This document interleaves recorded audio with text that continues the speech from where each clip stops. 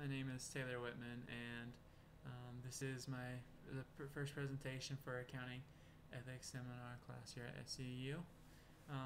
And the case that I decided to present on today would be the one called the tax return. So, in this, first question that poses what should Brenda do in this situation? She was asked to omit the lottery winnings of a client on their tax return in order to make them happy, and basically was in a way threatened if she did not comply with what her manager was asking to do for this client.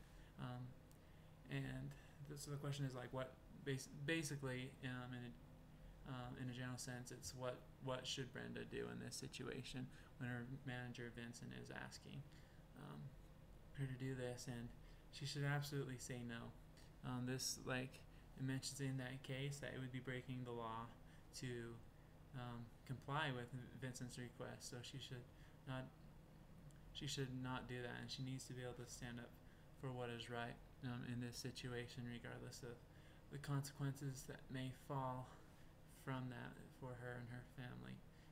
She needs to do the right thing in the end. And the second question is basically how would Brenda respond in the different stages of Kohlberg's stages of moral development. It's his Kohlberg stage starts with obedience to rules and avoidance of punishment. This is a very basic thing. If this was where she was at in her moral development, she would definitely comply. She doesn't want to be punished or fired or anything. She just wants to be a good team member and to be obedient. So she would comply in that situation. In the next stage, satisfying one's own needs, I feel like she would also comply with Vincent's request as well in this situation, as she she is in danger of possibly losing her job if she doesn't comply, and she needs to be able to satisfy the financial needs for her family and for her, so she needs to satisfy her own needs, and so I feel like she would comply with the request at this point. Fairness to others, I feel like is a little bit different story once it gets to this point, and basically all the stages after. I feel like she